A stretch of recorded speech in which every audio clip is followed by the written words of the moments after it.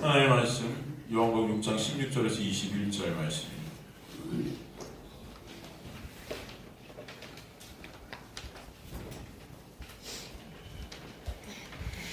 여러분 교독하도록 하겠습니다.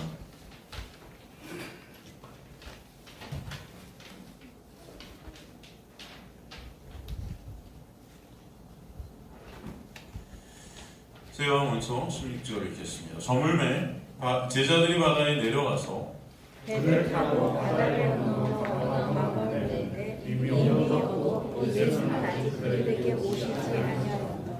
큰 바람이 불어 파도가 일어나더라. 제자들이 물을 들어 10여리씩 하다가 예수께서 바다를 보러 배 가까이 오심을 보고 두려워하고 이르시되 두려워하지 말라 하신데 함께 읽습니다. 이에 이고서 배로 영접하니 배는 곧 그들이 가려던 땅에 이르렀더라. 아멘. 우리 저번 시간까지 네 번째 표적 여러분 다 공부했죠?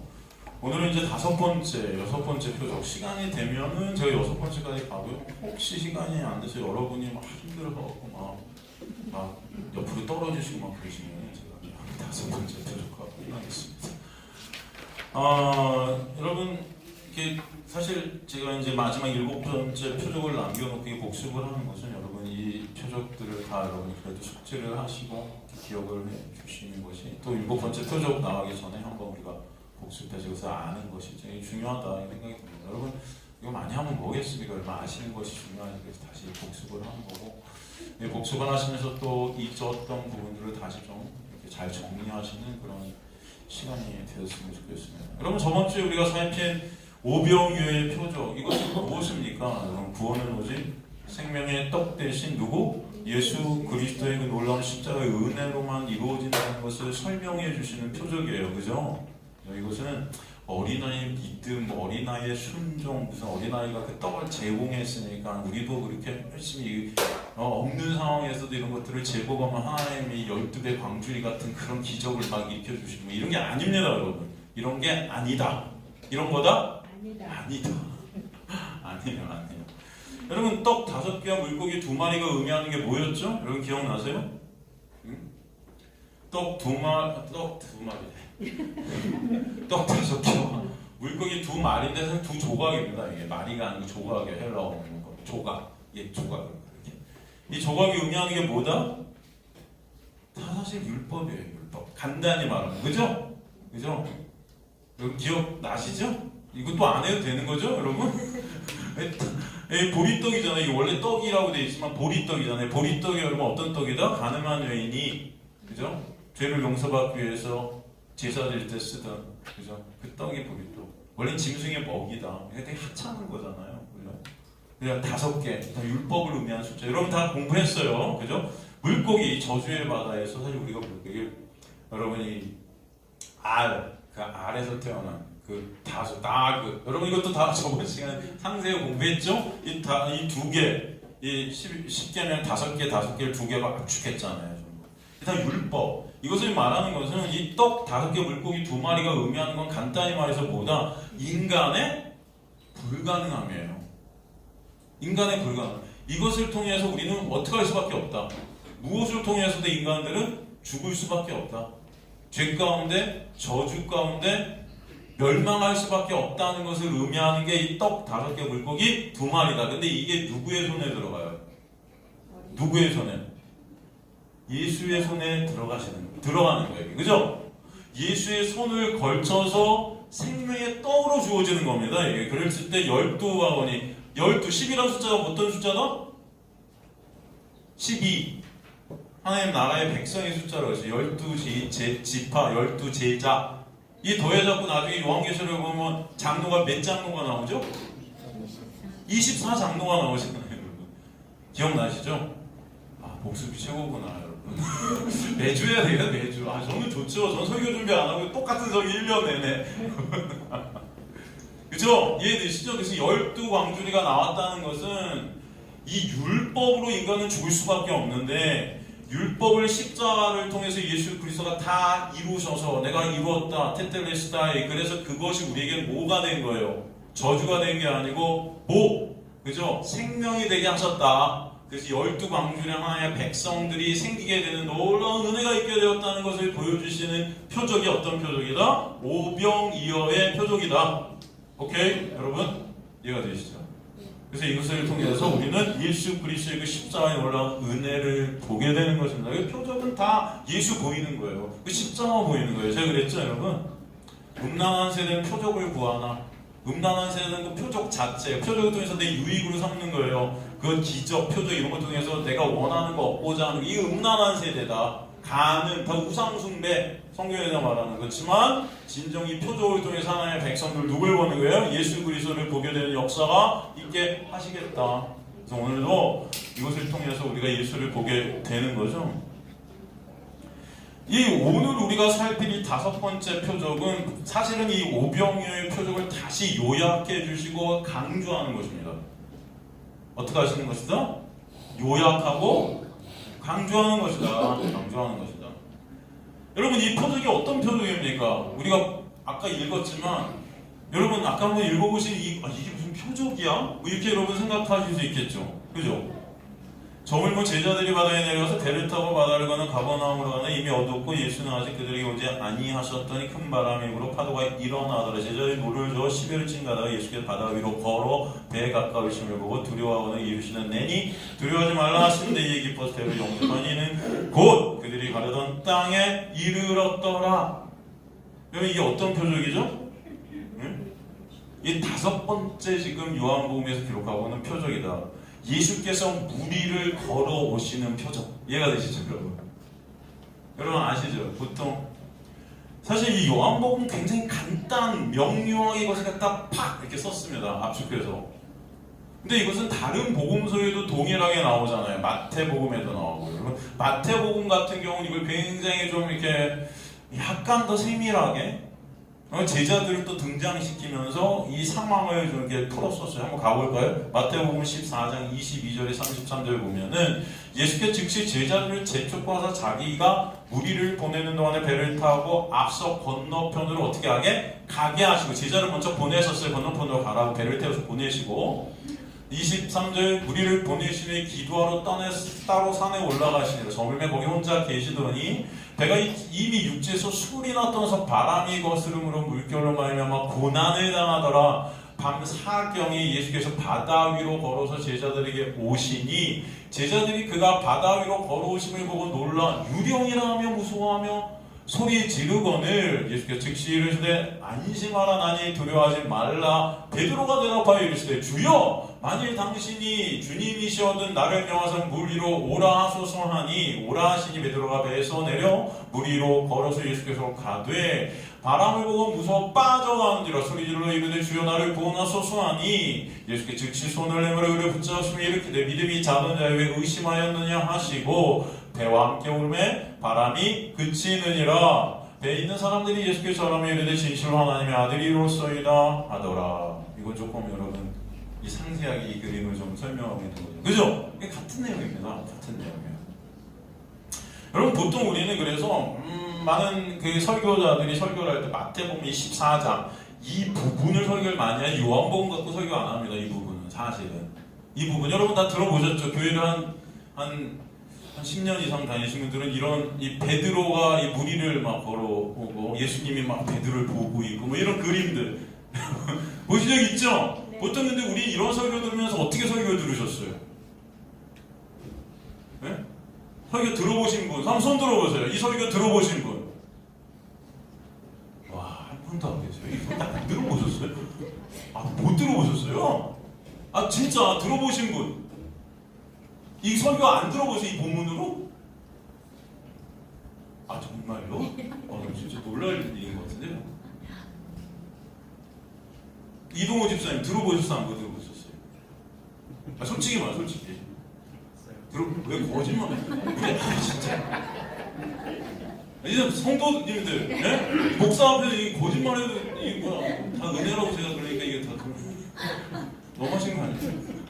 들어보셨어요? 왜 가만히 손을 왜 안 드세요?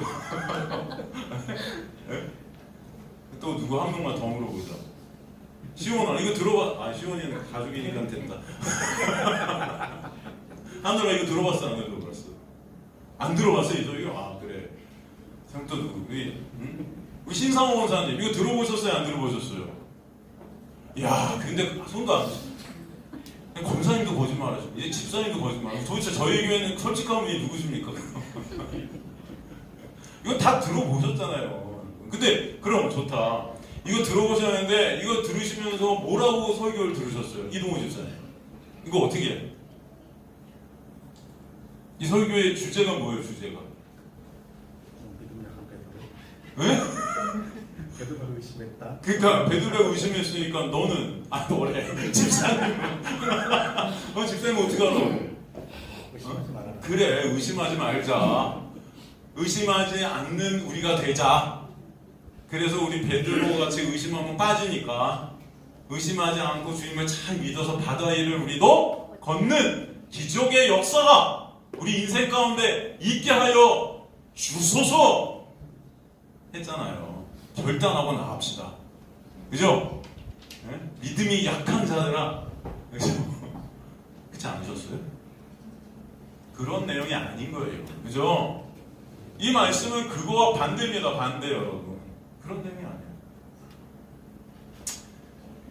이것은 믿음을 가질 수 없어서 바다에 빠질 수밖에 없는 그런 베드로의 실존. 그 베드로는 우리를 대표해요. 그죠? 그 빠질 수밖에 없는 자들이에요, 여러분. 그죠? 우리가 그런 베드로같이 실패하지 말고 성공하자가 아닙니다. 아시겠습니까? 아시겠어요? 모르시겠어요? 아니에요. 저는 베드로와 같이 안 될 겁니다. 목사님. 저는 성공할 거예요. 걷겠습니다, 물 위에. 제발 걸어보세요. 여러분이 우리의 걸음은 뭐가 좋으신데? 네? 우리의 걸으려고 평생 여러분 노력하시면 뭐가 좋으실 것 같아요? 네? 그거 한번 걸어보겠다고 여러분 산에 올라가고 막 나무뿌리 붙들고 막 능력을 주옵소서 기도만 40일 금식 기도하고 난 바다 위를 걷겠다고 막 바다 위를 걷겠다고 평생 나는 베드로같이 빠지는 자가 아니고 나 걸어보겠다 내가 진짜. 그래서 여러분 진짜 행복하실까? 어떠실 것 같아요? 걸었다. 내가 오늘은 걸었다. 그러면 세상을 다 얻으신 것 같으세요? 저 같으면 그냥 수영하겠어요. 뭘 걸어요? 그냥 배 타겠어, 배. 여러분. 그죠? 그렇지 않습니까? 우린 걸을 수 없는 자들, 바다 위를 걸을 수 없는, 믿음을 가질 수 없는 그런 자들이에요. 그런 우리의 실존을 보여주는 게 베드로의 모습이고 그것이 우리란 것입니다. 그런 베드로, 그런 우리를 주님께서 손잡아 어떻게 해요? 구원해 주시는 역사. 그 은혜, 그거 뭐라고 주시는 거지. 내가 걷자, 믿음을 갖자 이런 게 아니라는 거예요, 여러분. 이해가 성경은 다 누구를 보라고 주시는 거예요? 예수 보라고 주신 게 내가 하자고 준 게 아닙니다, 여러분. 여러분 할 수도 없어요. 여러분이 할 거면 십자가에 왜 달리셨습니까, 예수께서? 여러분이 스스로 천국 가지기냐? 이게 안 된다니까요. 이 저주의 바다에 우리는 빠져 죽을 수밖에 없는 거예요, 여러분. 그게 우리의 믿음 없음이에요. 그것을 알게 하시는 거예요. 근데 인간들이 다 내가 믿음이 있다고 착각하고 있는 거예요. 이거 베드로가 나도 걷겠습니다 하는 거죠. 이해가 되시죠? 근데 안 된다니까 이게.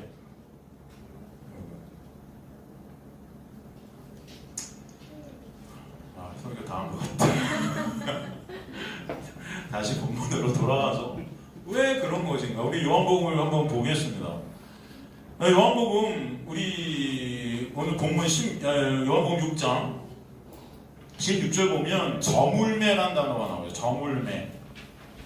그리고 이미 어두웠고라는 단어가 또 17절에 나와요. 여러분 여기에 동그라미 딱딱 쳐보세요. 이게 뭐냐면 저물매 이미 어두웠다는 단어. 이 어두움 가운데 이 해는 저물어서 어두움 가운데 제자들이 바다를 건너고 있는 이 그림. 그러면 성경에서 이 어두움과 바다는요 율법 안에 갇힌 저주의 바다를 의미해요. 그죠? 어둠. 이 암흑과 이 어떤 바다 이건 다 우리가 죄의 권세, 사망의 권세 아래 갇혀 있는 게 보죠. 이해가 되시죠? 제자들이 이 세상길을 가고 있는 겁니다. 사실 이 모습은 이 암흑의 저주의 세상길을 가고 있는 거예요. 근데 여기서 보니까 말씀해 보니까 이들이 어디로 가고 있다고 그래요. 17절에 배를 타고 가다가는 어디로? 가버나움이라는 이 상징적인 이 이름이 나온단 말이에요. 여러분 이 가버나움은요 구체적으로 말하면 갈릴리 동편에서 지금 서편으로 가는 겁니다. 이거 다 공부했던 거 여러분 기억나시라고 제가 말씀드립니다. 갈릴리 동편의 서편으로 간다는 것은 구약 그림으로 볼 때 뭐예요? 출애굽한 이스라엘 백성들이 광야를 거쳐서 요단강을 건너 가나안으로 들어가는 거예요. 이해가 되시죠? 에? 가나안이 상징하는 게 뭐죠? 가나안이 상징하는 거. 에? 농장? 우리나라에 가나안 농장 뭐 이런 거 있지 않나요? 가나안이 상징하는 건 천국이잖아요. 그럼 이것은 여러분 인생길을 거쳐서 가나안으로 간다는 건 천국에 들어가게 하시는 은혜. 이걸 갖다 우리에게 보여주시는 거예요. 이해가 되시죠? 그 그림을 갖다 보여주는 겁니다. 근데 요한복음 본문에서 이 제자들과 함께 하시지 않았어요, 예수께서. 그런데 다른 복음서에 보면 이것이 주님의 계획임을 알 수 있습니다. 먼저 일부러 보내시고 마가복음 같은 경우는 이걸 지켜보시고 계셨어요, 주님께서. 이 폭풍이 오고 폭풍 안에서 사투를 벌이죠. 거의 한 3-4시간. 이 사경 아까 이렇게 되는데 이게 새벽 3시부터 6시거든요. 그러니까 3시간 동안 이 폭풍 가운데 죽어가는 거예요, 그냥. 이걸 근데 아시면서도 바로 가지 않으셨어요. 계속 지켜보고 오셨다. 그죠, 여러분? 이 모습은 지금 이들이 지금 이 폭풍과 같은 상황을 만난 이 모습은 오병이어의 표정에서 양식이 다 떨어진 그런 그림입니다. 양식이 다 떨어져서 이들이 지금 굽게 생긴 거예요. 이게 같은 의미의 어떤 상황 설정이에요. 여기서 18절에 큰 바람이 불었다는데 헬라어 원어를 보면 이 바람이 태풍이에요. 태풍. 기한 큰 바람이 아니고 바람이 좀 세게 불 정도가 아니고 태풍을 맞는 겁니다. 완전히 급박한 상황이에요. 지금은 주님께서 그들을 그런 상황으로 몰아넣으셨다는 겁니다. 이해가 되십니까? 이 세상이 여러분 어떨 때는 우리에게 태풍과 같잖아요. 그렇지 않습니까, 여러분? 태풍과 같아요. 태풍. 주님께서 우리를 그런 태풍 가운데로 몰아넣으실 때가 있다. 주님은 근데 그걸 아신다.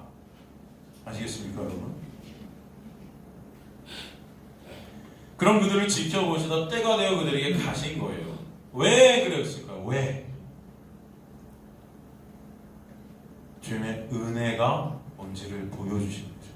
주님의 은혜를 아는 자들이 되게 해주시려고 하시는 것이죠. 이 얘기가 이미 구약에 나와 있습니다. 이사야서 30장 18절 보면 그러나 여호와께서 기다리시나니, 여기서 기다리시나니 이렇게 되어 있는데 이것은 주님께서 당신의 때를 기다리신다. 뭘 기다리신다? 때. 하나님의 시간이 있다는 겁니다. 그 시간을 기다리시나니, 이는 이유예요. 왜 그렇게 하나님의 시간을 기다리시나? 이유보다 너희에게 뭘? 은혜를 베풀려 하심이요. 하나님께서 태풍과 같은 우리의 이 세상 속에서 바로 우리에게 뭔가를 해주시는 게 아니고 때를 기다리시는 거예요. 여러분, 그 이유가 뭐다? 은혜를 베풀려. 은혜를 베푼다 이렇게 되어 있지만 은혜를 알게 해주시는 거예요. 일어나시나니 이는 너희를 긍휼히 여기라 하시나요? 긍휼이 뭔지를 또 보게 하시는, 긍휼이. 이해가 되시죠? 그래서 주님의 때가 있다는 것을 우리에게 보여주시는 거예요. 그러니까 예수께서 지금 제자들 앞에 바로 나타나지 않으시고 하나님의 그 때, 주님의 그 때가 되어서 그들에게 가신 것과 같은 것입니다. 그것은 주님께서 그 때를 따라 가신 것은 그 이유가 제자들에게 하나님의 은혜가 뭔지를, 주님의 은혜가 뭔지를 보여주시려고, 알게 하시려고 하시는 것이다. 그죠? 여러분의 인생 가운데 그 때가 있음을 반드시 기억하시기 바랍니다.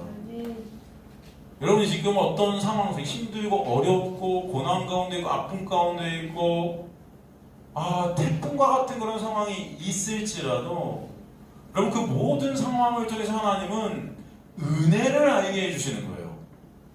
아시겠습니까? 그게 중요한 거예요. 여러분 이 인생 가운데 여러분에게 중요한 것은 그 은혜를 아는 자냐 모르는 자냐예요. 주님께서 그 은혜를 알게 해주시기 위해서 때를 기다리신다. 그 사실을 잊지 마세요. 아시겠습니까? 제자들이 겪게 된 이 바다에서의 이 사건은 이미 구약에 또 기록이 되어 있어요. 시편 107편 23절에 31절 보면은 배들을 바다에 띄우며 큰 물에서 일을 하는 자는 여호와께서 행하신 일과 그의 기이한 일들을 깊은 바다에서 보나니. 저주의 바다죠. 인생 바다예요. 그죠? 여호와께서 명령하신 일 광풍이 일어나. 오늘 태풍 같은 단어예요. 바다 물결을 일으키는도다. 그들이 하늘로 솟구쳐서 깊은 곳으로 내려가나니 그 위험 때문에 그들의 영혼이 녹는도다. 이 고난 가운데 있는 것입니다. 우리 죽게 됐네요. 영혼이 막 녹아갈 정도로. 이해가 되시죠? 그들이 이리저리 구르며 취한 자같이 비틀거리니 그들의 모든 지각이 혼돈 속에 빠지는도다. 이에 그들이 그들의 고통 때문에 여호와께 부르짖으며 그가 그들의 고통에 그들을 인도하여 내시고 광풍을 고요하게 하사 물결도 잔잔하게 하시는도다.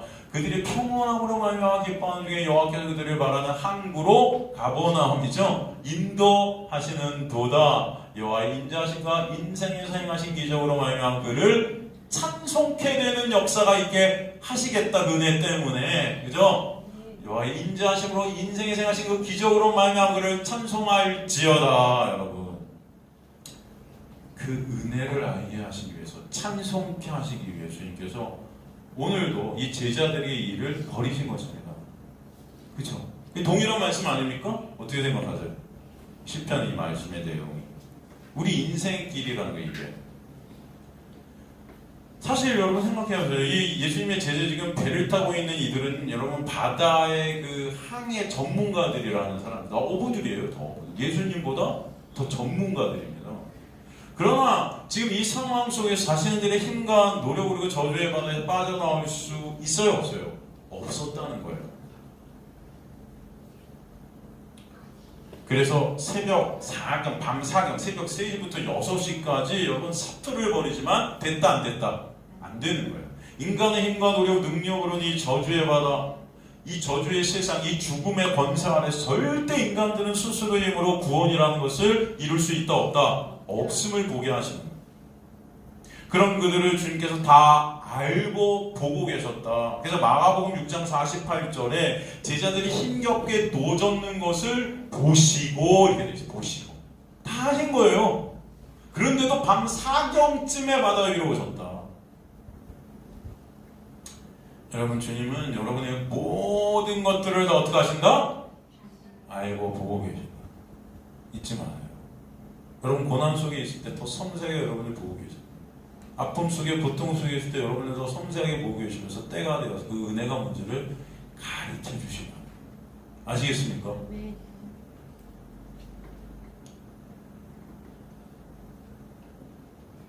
근데 우리가 여기서 봐야 될 것은 지금 예수께서 이제 제자들에게 은혜를 알게 해주기 위해서 오시는데, 제자들이 그 예수께서 오시는 걸 보고 어떤 반응을 보입니까? 어떤 반응을 보여요? 오늘 본문에도 보니까 바다 위로 예수께서 걸어 배에 가까이 오시는 걸 보고 어떻게 했다?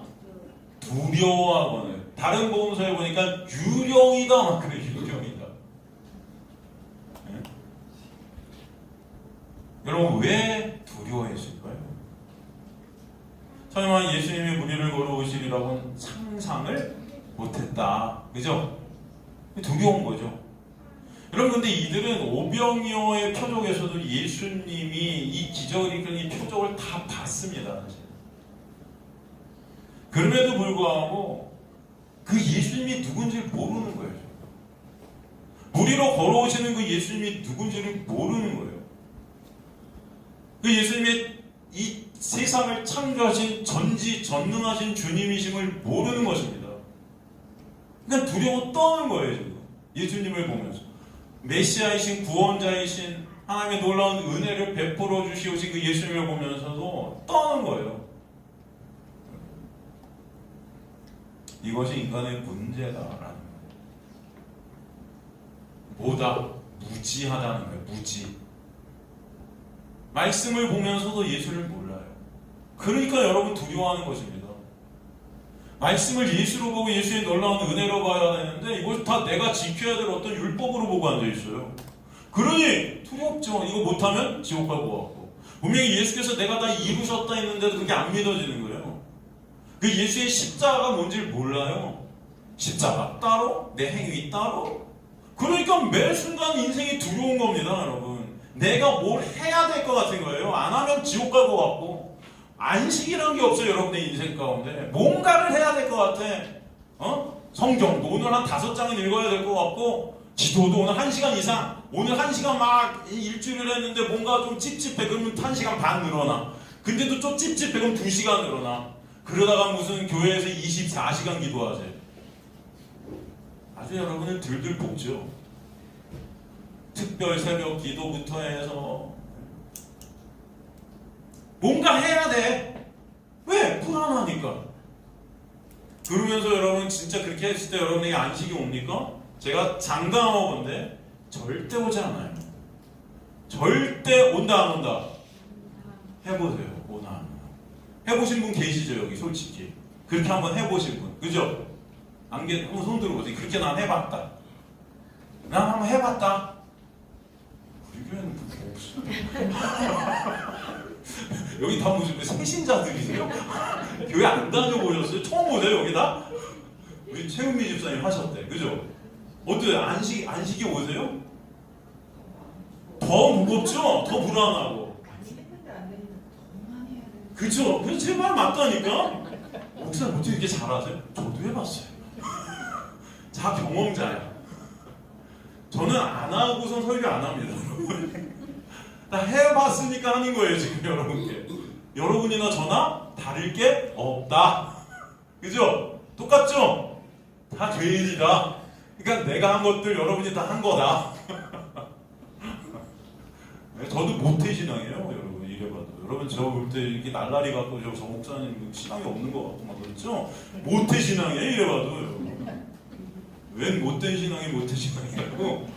저도 우리 어머니가 여러분 저를 뱃속에 있을 때부터 교회 다니셨대요 글쎄. 네? 있거나 말거나. 다 해봤어요 저도 여러분. 네? 안 돼요. 제가 여러분 저희 극장에 독일에서 유학 마치고 극장에 취직해갖고 주역 가수를 활동할 때도 여러분 집에서 막 3시간씩 통성기도하고 그랬어요. 3시간. 진짜 매일 3시간 통성기도하고 전도지 들고 아파트마다 다 꽂고 무덤에 가고 일주일에 2번씩 그 바쁜데 여러분 주역 가수로 있는 그 시간에 또 시간 날 때마다 전도하고 별 지랄이 아니에요. 이게 좋은 건데 제 의의 쌓으려고 했던 거예요. 이게 가만히 보면 그래야 내가 신앙인인 것 같아. 이게 나쁜 게 아니에요. 여러분 전도하십시오. 전 이거 나쁜 거라고 말하지 않습니다. 중심에 그런데 누가 있느냐가 중요한 거예요. 이게 진짜 하나님의 놀라운 은혜를 우리가 깨닫게 되어서 저절로 격발되어져 갖고 나오는 것이어야 맞아요. 그러니까 저는 여러분이 전도하는 분들이 되시길 간절히 소망합니다.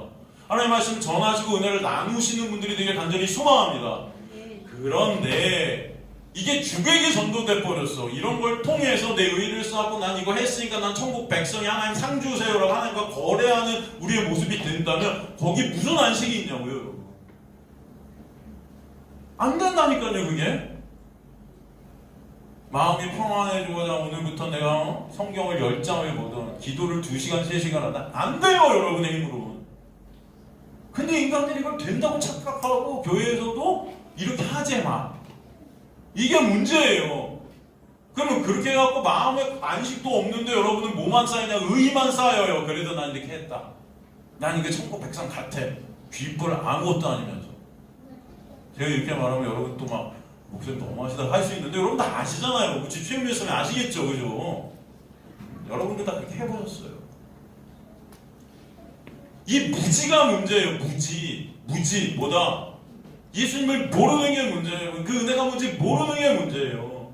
그러니까 내 행위로 그 모르는 것들을 채우려고 지랄 발광들을 하는 게 교회가. 이렇게 말하면 또 이렇게 말하고도 이상해. 제가 이렇게 세게 말하는 거예요. 이 인간의 의라는 것이 정말 강해요. 뼛속 깊숙이까지 우리를 갖다 꿰뚫고 들어와서 새겨져 있기 때문에 하나님의 은혜가 아니면 정말 이거는 인간들의 힘과 노력으로 안 돼요, 여러분. 왜 도대체 이 교회 생활을 통해서 여러분이 얻은 것이 무엇입니까? 가만히 보면 오히려 진짜 복음을 전하는데도 이게 헷갈릴 뿐이야. 여태까지 여러분이 신앙생활을 한 어떤 교회에서 들은 여러 가지 설교들 이런 것들이 더 헷갈리게 만들어. 은혜를 더 막아. 이해가 안 돼. 그래서 도대체 교회가 저는 그게 너무 안타까운 거예요. 물론 그것도 하나님의 은혜 안에 여러분을 이렇게 두셔서 하나님께서 역사에 가시는 줄을 믿습니다. 여러분, 은혜는 그런 게 아니에요. 그런데도 인간들을 갖다 어떻게든 교회에 끌어모으고 이들을 갖다 붙잡고 놔주질 않는 이것들을 통해서 자신들의 유익을 챙기고 자신들의 영광을 챙기려고 하는 인간의 속성들이 계속 그죠? 내 사람 만들기, 내 교회 만들기, 이 무지가 문제예요. 여러분, 그래서 제 말씀을 통해서 예수를 아는 분들 되시길 간절히 소망합니다. 은혜가 뭔지 아시는 분들 되시길 간절히 소망합니다. 그래서 영생은 유일하신 참 하나님과 그 어머니신 예수 그리스도를 어떻게 하는 거다? 아는 것이라고 해요. 영생이 뭔지 아는 거야. 영생. 여러분, 영생이 뭡니까? 영원한 생명이 영생이 아니에요. 제가 항상 그래요. 지옥에서도 여러분 영원히 살아요. 그런 영생이 아니고 진짜 생명을 영생이라고 해요. 진짜 생명. 그 참 생명은 누구 안에만 있다? 예수 안에만 있다는 게 알게 되어지는 것. 그 예수의 은혜가 아니면 우리 가망이 없구나가 깨달아 하시는 것. 그 은혜가 여러분의 인생 가운데 있게 하시길 간절히 소망합니다. 그죠? 여러분, 예수 그리스도가 누구신지 제자들이 알았더라면 이 배 안에서의 광풍 가운데서 두려워 떨지 않았을 거라 저는 믿습니다. 그죠? 그리고 그 배로 오시는 예수 그리스도를 보면서 두려워하지도 않았을 것이라 저는 믿습니다. 근데 인간들이 모르는 거예요, 예수를. 가까이서의 표적을 크게 일으켜주셨는데도 모르는 거예요. 말씀을 그렇게 100번, 1000번 읽으면 뭐합니까? 예수를 몰라요. 성경 통독을 갖다가 이 카세트 테이프 틀어놓고 여러분 20번 들으면 뭐 할 거예요? 그 돌려 빠르게 돌리기 2배 속도로 해가지고. 저 다 알아요. 그거 계속 듣고 앉아있으면 뭐 할 건데요, 여러분? 솔직히. 한번 까놓고 얘기해 봅시다. 여러분 그거 들으셔서 기억나면 남는 게 뭐가 있어요? 응? 진짜 예수를 보세요? 그거 들으면서 그냥 이거 해야 되는데 저거 해야 되는데 이런 생각만 가끔 하다가 또 막 그냥 너무 빠르니까 속도가 그냥 나는 그래도 10번 통독했어요. 막 이런 어떤 자랑이나 하고 있지. 도대체 이 한 구절 우리 지금 오늘 살필 이거 하나도 우리가 읽으면서 여기서 은혜를 못 보고 예수를 못 보는데, 그죠? 예수님의 비유들을 여러분 사복음서에 나온 예수님의 비유들을 쫙 읽으면서도 거기서 보는 그 십자가, 거기서 보여주는 예수의 은혜를 못 보는데 못하고 그 성경 통독을 200번 300번 하고 그거를 자랑 삼아서 의의다 쌓고 하나님 앞에 나 이거 갖고 간다고 그걸 또 가보로 물려주잖아요. 요새 또 필사를 해갖고 이걸 우리 집 가보로 물려. 여러분 그런 이상한 행동들을 하지 마세요. 가보는 쥐뿔 하세요. 좀 무지나 좀 무지에서 좀 탈출되는 은혜가 여러분에 있게 되길 간절히 소망합니다. 또 그렇다가 목사님이 성경 쓰는 것도 싫어하시나? 그렇지 않습니다. 오해하지 마세요. 여러분 성경 쓰시는 거 좋아요. 근데 제가 원하는 건 그냥 쓰고 그게 의되는 게 싫다고요. 쓰시려면 그 내용이 뭔지 하나하나 아시면서 쓰시라고요. 이해가 되시죠? 예수 바라보시면서 쓰시라고요. 쓰는 게 나쁘다니까요. 얼마나 감사합니까? 여러분 집에서 아침에 성경 한 장을 탁 쓰고, 하지만 그 썼다! 야, 오늘도 한 장 썼다! 이게 중요한 게 아니고 한 구절에서 예수 그리스도의 그 놀라운 은혜를 여러분이 쓰면서 바라보게 되는 게 중요한 거다. 그 예수를 알게 되는 게 중요한 거고 은혜를 알게 되는 게 중요하다. 이해가 되시죠, 여러분? 그렇게 쓰세요. 근데 아무것도 모르지 그냥 쓰면 못 받을 것 같으니까 뭐 쓰면 천국 갈 것 같고 쓰면 뭐 나는 그리스도인 같고 이러려면 차라리 쓰지 마세요. 그런 거 아니에요 여러분. 신앙생활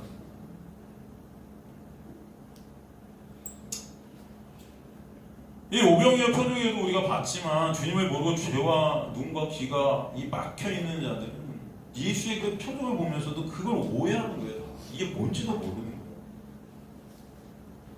그럼 우리가 이렇게 말씀을 통해 예수 그리스도의 놀라운 은혜를 매 순간 주 일요일마다 이렇게 듣는데 여러분 어떻습니까? 세상으로 나가면 그 은혜 여러분 망각하는 우리의 모습들이 있어요? 없어요? 있어요. 이 제자들 바로 오병이어 표적의 그 놀라운 은혜를 맛봤음에도 여전히 두려워 떨고 모르게 예수가 누군지. 그죠 여러분? 그런 그들에게 주님께서 뭐라고 하시죠? 내니 두려워 말라. 그 은혜가 떨어진다. 그런 거예요. 왜 내니 에고 에이미가 써요. 헬라 에고 에이미. 에고 에이미 뭐예요? 출애굽할 때 주님께서 누구신지를 설명하죠. 나는 스스로 있는 자. 내가 하나님이야. 예수께서 뭐라 해요? 니네가 나를 누군지 모르는데 나는 바로 이 천지를 창조한 이 태풍까지도 주관하는 그죠? 모든 것들을 내 섭리 아래 두고 있고 주관하고 있는 그 하나님이 나야. 그러니 두려워 떨 필요 있어 없어? 없다. 내가 바로 그 참 하나님이야. 내가 바로 모든 것들을 다스리고 있는 그 하나님이야. 나만이 이 저주의 바다에서 너희를 구원할 수 있는 메시아고 구원자야 라고 말씀해 주시는 거예요. 얼마나 감사해요. 그 흑암의 저주의 바다에서 너희를 건질 자가 바로 여기 앞에 있다는 겁니다. 근데 왜 떨어요? 감사하지. 그 율법의 정죄 죽음 안에 갇힌 이 세상의 두려움에서 빼내실 수 있는 분은 오직 누구다? 예수임을 보여주시는 거예요. 그 예수가 배에 오르시자 어떻게 돼요? 오늘 본문에 보니까 그 배는 곧 그들이 가려던 목적지에 이르게 됩니다. 네? 여기서 곧 유테우스라는 헬라어를 썼어요. 즉시. 여러분 예수 그리스도가 여러분에게 오시면 즉시 여러분의 인생은 생명의 인생들로 바뀌어지는 역사가 있게 하시는 거예요. 여러분 이 땅 가운데 여러분이 거하지만 예수께서 여러분 안에 오시면 여러분이 이 땅에서 은혜를 아는 예수를 아는 천국 가운데 있는 자들로 이미 살게 하시는 거예요. 예수가 믿어지게 되는 그 놀라운 은혜 가운데 예수 안에는 결코 정죄함이 없음을 깨달아가는 그 놀라운 역사 가운데 진정 안식과 감사와 찬송이 뭔지를 아는 자들이 여러분의 인생을 통해서 있게 하실 줄 믿습니다. 그죠? 그래서 즉시 곧 하나님 예수께서 여러분에게 오심 우리에게 오심 자체가 하나님 나라의 도래다. 천국이다. 그게 천국이 가까이 왔느니라. 그죠? 세례 요한이 예수를 보고 한 말이에요. 예수가 바로 그 천국이라는 거예요. 맞습니다.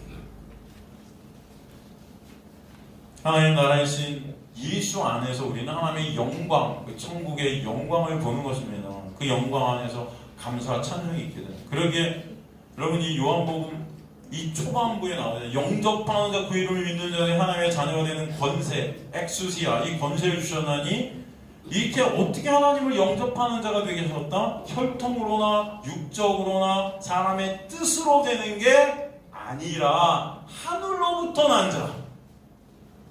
하나님의 은혜가 떨어져서 말씀이 육신이 되어 우리 가운데 스케노죠. 장막을 치심에 장막 우리를 덮어버리셔서 우리가 그 영광을 보게 하시고 그 영광이 어떤 영광이에요? 은혜와 진리라는 영광.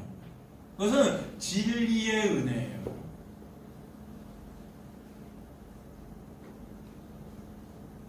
오늘 표적을 통해 죽음의 바다에서 오직 구원은 예수께만 있음을 그 영광을 보게 하시는 거예요. 인간의 어떤 힘과 노력, 능력도 구원에 이룰 수 없음을 알게 하시는 거예요. 그렇죠?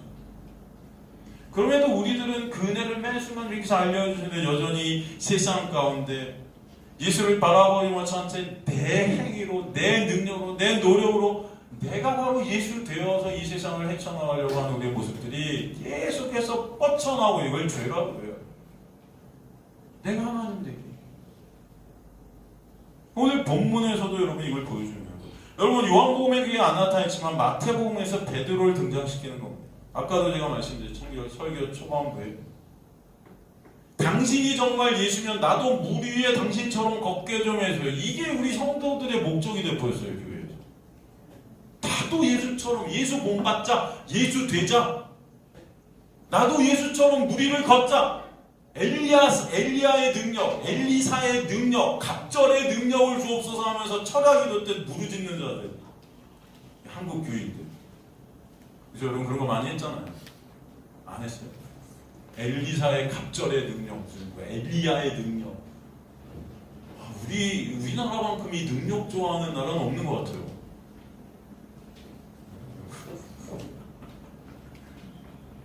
제가 아까도 말씀드렸죠. 여러분 물 위에 걸으면 뭐가 좋은데 도대체? 저 같은 경우는 배 타고 가겠어요. 힘들게 물 위를 막 뛰어다니고요. 아니, 땅 위에서 걸어다니는 것도 좀 힘들어요. 그래서 저는 오토바이 탑니다. 물 위에서 여러분 보트 타시면 또 보트. 그죠? 아니 방주라는 예수 그리스도의 놀라운 은혜의 방주가 있는데 못 타러 걸으려고 하네. 근데 인간들이 다 이런 거예요. 당신이 정말 예수라면 나도 물 위에 당신처럼 걷게 해주세요. 당신의 능력이 내게 있게 해주세요. 여러분 이런 요청을 한 베드로의 모습이 사실 이런 비슷한 자가 또 어디 나오죠? 이 베드로 같은 자가 어디 나오죠? 당신이 예수라면 날 물 위에 좀 걷게 해주세요 라는 그 요청과 비슷한 요청을 갖다 또 우리는 이 사복음서 안에서 들었었거든요. 이 누가 이런 말을 했었죠? 비슷한 말을. 네? 기억나세요? 혹시? 생각나세요? 누가? 네? 광야에서 사탄 마귀가 그쵸? 사탄 마귀. 인간 중에 누가 이런 말이지? 인간 중에. 네? 시몬이요? 마술사. 사복음서 안에서. 사복음서 안에서 누가 그랬죠?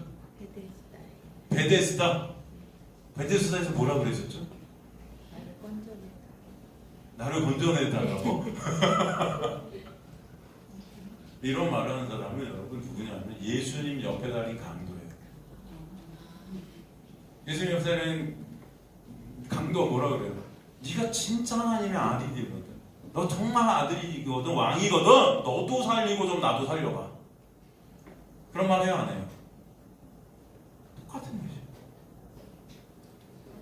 근데 여러분도 항상 그러잖아요. 하나님이 살아계시거든. 역사하여 주옵소서. 역사 안 하면 죽은 거예요? 난 여러분들이 하여튼간 이 기독교 안에서 교회 안에서 이런 말들을 할 때마다 정말 섬찟해요. 하나님 살아계셔서 역사하여 주옵소서. 역사 안 하면 죽은 것 같아요, 하나님이. 그 말 들을 때마다. 여러분 안 그렇습니까?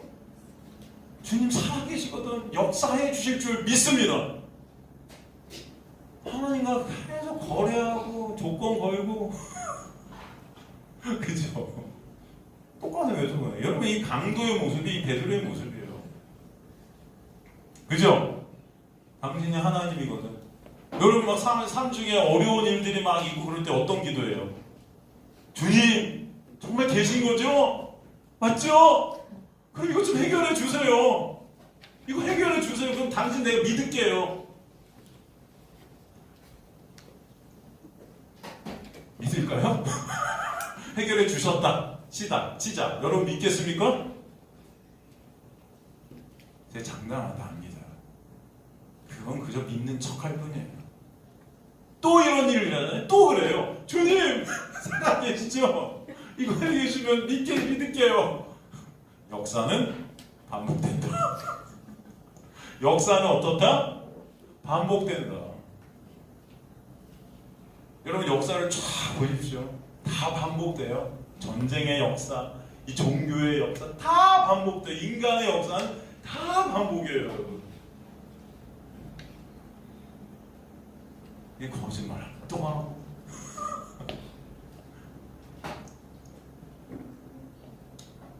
인간의 실존을 모르는 거예요. 그러면 얼마나 생각해 보세요. 죽음의 바다에서 죽어가던 제자들에게 오신 그 주님의 은혜, 사실 우리는 어떻게 해야 됩니까? 주님 저 걷게 해주세요? 아니죠. 그런 죽음의 바다에서 우리가 죽어간 우리를 구원하러 오신 그 예수 그리스도를 바라볼 때 너무 감사해야죠. 우리를 살려주시러 오신 그 놀라운 은혜를 우리가 알 때 찬송이 있는 거죠. 주님 감사합니다.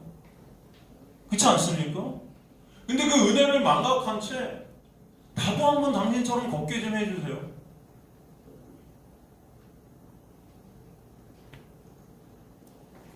주님, 저주의 바다에 죽어가는 저를 불쌍히 여겨주세요.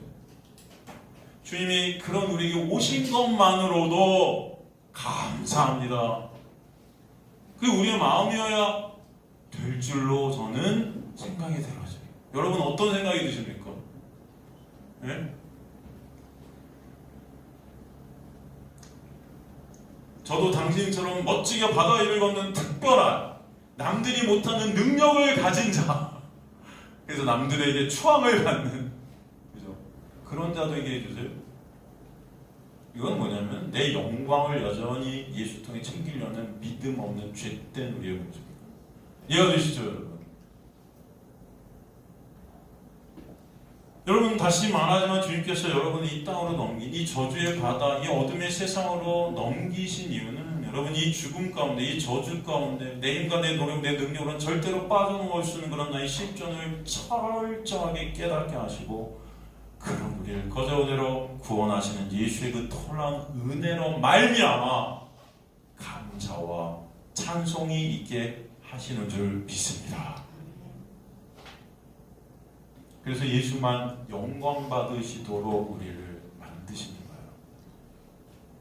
예수만 바라보시게 하시는 것, 그것이 믿음이에요. 근데 우리는 아까도 제가 말씀드렸지만 마태복음 14장 28절에 32절의 모습을 보면서 예수님은 잘 믿어 베드로같이 되지 말고 믿음으로 예수님처럼 무리를 잘 걷자 이렇게 설교한단 말이에요. 성경은 주님은 그런 예수처럼 무리를 걷고자 하는 욕망을 사요, 에피티미아, 믿음 없음이라 해요. 아시겠습니까? 성경은 그걸 뭐라 한다? 믿음 없음, 사요. 사역이 희생제사. 이 예배를 통해서 하나님의 것들을 내 것으로 삼으려는 거예요.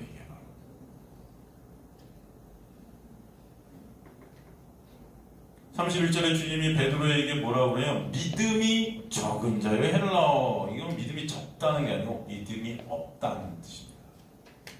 이 헬라어는 믿음이 없는 자예요. 그러니까 인간은 스스로의 힘으로 믿음을 소유할 수 있다 없다? 없는 자다라는 것을 베드로를 통해서 우리에게 보여주시는 거예요. 또 똑같다. 죄인이라는 이 죄성은요, 나만을 바라봐요. 나. 항상 나예요, 중심에.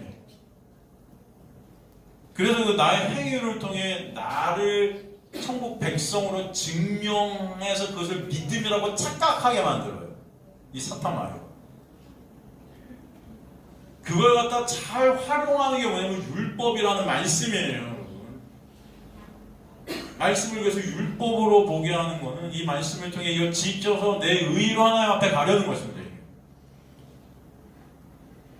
그런 인간에게 은혜가 임하면 말씀을 지킬 수 없는 나, 믿음을 가질 수 없는 그런 나라는 실존을 보게 하시고 주님 앞에 주님 그런 저를 불쌍히 여겨주세요. 주님의 은혜가 아니면 저는 가망 없는 자이네라는 고백이 있게 하시는 거예요. 그걸 뭐라고 그럽니까? 그것을 의라 해요. 의. 디카이오스네. 관계예요. 예수만을 붙잡게 되는, 예수만을 바라보게 되는 그 관계를 의라고 해요. 왜? 내가 할 수 없으니까. 그럼 믿음 없는 나는 구원을 이룰 수 없으니까. 예수께서 나를 붙잡으시지 않으면 나는 구원이 없으니까, 여러분. 그런 우리를 주님께서는 손을 잡아 끌어올려서 배에 앉혀주시고 예수 안에서 참 안식이 있게 하여 주시는 것임을 믿습니다. 그 은혜예요. 그저 그 예수와 함께 된 그 역사가 그래서 감사케 되고 찬송케 되는 거예요. 내 능력으로 스스로 이 저주의 바다를 걷는 것이 좋은 것이 아닌 거예요. 그것이 여러분 수고하고 무거운 짐을 내 힘과 노력으로 지고 가다 바다에 빠져 죽어가는 우리의 모습이라는 것입니다. 아시겠습니까?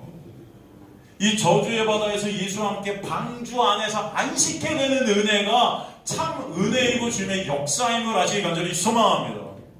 여러분이 능력 갖는 게 아니에요. 예수 아는 것이 중요해요. 그 은혜 아는 것이 중요해요. 그래서 그 은혜가 얼마나 놀랍고 감사한지 알게 되어 주님만을 찬송케 되는 것. 바로 그것이 오늘 본문을 통해 우리에게 보게 하시는 하나님의 놀라운 역사라는 것입니다, 여러분. 그게 표적이다 그래요. 사인. 그럼 옛날에 얘기 중에 우화가 있어요. 지금도 제가 한번 설명해 드렸나 모르겠는데 하나님의 창조, 하나님께 창조한 새들이 여러분 하나님께 불만을 가졌어요. 이거 이사우화인가 어디 나오는 건데 땅의 짐승들은 다리가 4개인데 지들은 2개밖에 없어서 이게 불만이 된 거예요. 아, 왜 우리는 2개밖에 없냐? 근데 더 불만인 건 뭐냐면 이 등에 뭔가 2개 무거운 게 얹어져 있는 거예요. 네? 무거운 게 막. 그래갖고 4발 달린 놈은 잘 뛰어나가는데 이거 2발로 여러분 우리 다리가 약한 사람을 뭐라고 그래요? 세 다리 같다 그래요. 세 다리. 여러분 세 다리 보면 잘 못 뛸 것 같잖아요. 걔네들 잘 못 뛰어요, 그죠? 타조 같은 애들 걔는 못 나가니까 잘 뛰지만 세 다리들. 그런데 걔네들은 더군다나 어깨에 뭐가? 날개라는 이 짐이 얹어 있는 거야, 짐이. 그러니까 더 미치겠는 게 불평불만 하나니까 왜 우리한테 이렇게? 걔네들은 저렇게 잘 뛰는 거야. 그런데 그때 어떤 독수리가 깊은 생각에 빠지게 됐어요. 깊은 생각. 그리고 회개라는 단어가 히브리어 보면은 깊이 생각하거든요. 하나님의 은혜가 오면 여러분 깊이 말씀을 갖다 예수 그리스도로 생각하게 되는 역사가 있게 될 줄로 믿습니다. 이 깊은 독수리가 깊이 생각하는데 어떤 생각을 하냐면 분명 하나님께서 이 짐을 이렇게 얹어주는 건 분명 이유가 있지 않을까? 막 생각을 한 거예요, 얘가. 근데 이 짐을 갖다가 막 가고 가자니 너무 힘든 거이 독수리. 그래갖고 주저앉게 되는데 앉아갖고 이 독수리가 갑자기 분명 이유가 있으니까 이 모자면서 이 날개 막 흔들어 본 거예요. 이걸 지고 가는 걸 포기하고 주저앉아 흔들어 본 거예요. 그 흔든 순간 어떻게 됐죠? 공중부양이 일어난 겁니다. 날개 때문에 뜬 거예요. 전혀 새로운 세계, 전혀 새로운 영역. 이해가 되세요? 전혀 새로운 영역에 있게 된 겁니다. 다른 영역, 신세계죠. 신세계. 네발란인 짐승은 상상도 할 수 없는 영역에 이 독수리는 있게 된 거예요. 날개 때문에 사실. 그죠? 독수리는 생각합니다. 아, 이것이 짐이 아니었구나. 이게 하나님의 선물이었구나. 이게 은혜였구나.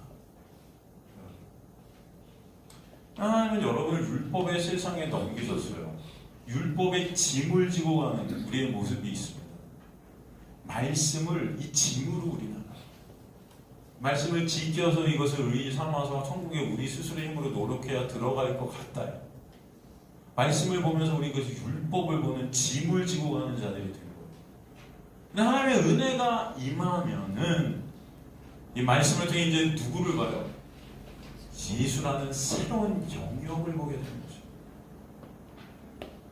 이 날개는 사실 예수의 은혜예요. 말씀을 통해 예수라는 날갯짓을 하게 돼요. 그럴 때 우리는 이제는 이 땅에 묶인 자들이 아니라 예수라는 저 하늘에 묶인 하늘의 영역 안에 살게 되는 놀라운 은혜가 있게 하는 역사 여러분이 있게 하실 줄 믿습니다. 그죠? 그 은혜가 바로 이 세상 길이에요, 여러분. 그래서 하나님의 은혜로 말미암아 이제 말씀을 통해 수고하고 무거운 짐을 지고 가는 자들이 아니고 이 수고하고 무거운 짐을 지고 가는 그 우리가 누구에게로 가? 말씀을 통해 예수께로 예수를 아는 자들이 되어서 예수의 놀라운 은혜 가운데 새로운 저 하늘의 영역을 살아가는 주님의 백성들이 되게 하시는 은혜가 여러분에 있게 되기를 간절히 저는 소망합니다. 그죠? 그래서 하나님 택한 백성들에게는 이 풍파의 저주의 바다는 예수라는 진정 생명, 참 방주 되신 그분의 그 놀라운 은혜 안에서 안식이 무엇인지를 깨달아게 하시는, 생명이 무엇인지를 깨달아 하시는 놀라운 역사다라고 저는 믿습니다. 우리 인생 가운데 힘든 일이 반드시 있고 어려운 일, 풍파 같은 태풍이 몰아치는 여러분의 상황 속에서 여러분 그것이 예수 그리스도를 더 알게 하시는 은혜구나, 그 예수 그리스도의 놀라운 은혜를 더 깨닫게 하시는 하나님의 놀라운 은혜구나를 여러분 반드시 잊지 마시길 완전히 소망합니다. 그래서 능력받아 내 힘과 내 노력을 하나님과 해치게 해주세요가 아닌 거예요, 여러분. 하나님의 놀라운 은혜를 오늘의 5번째 표적을 통해 보여주시는 것입니다. 그죠? 6번째 표적 사건은 오늘 안 하겠습니다. 시간이 벌써 54분인데 여러분 다음 시간에 이 6번째 표적 사건하고 7번째로 넘어가도록 하겠습니다.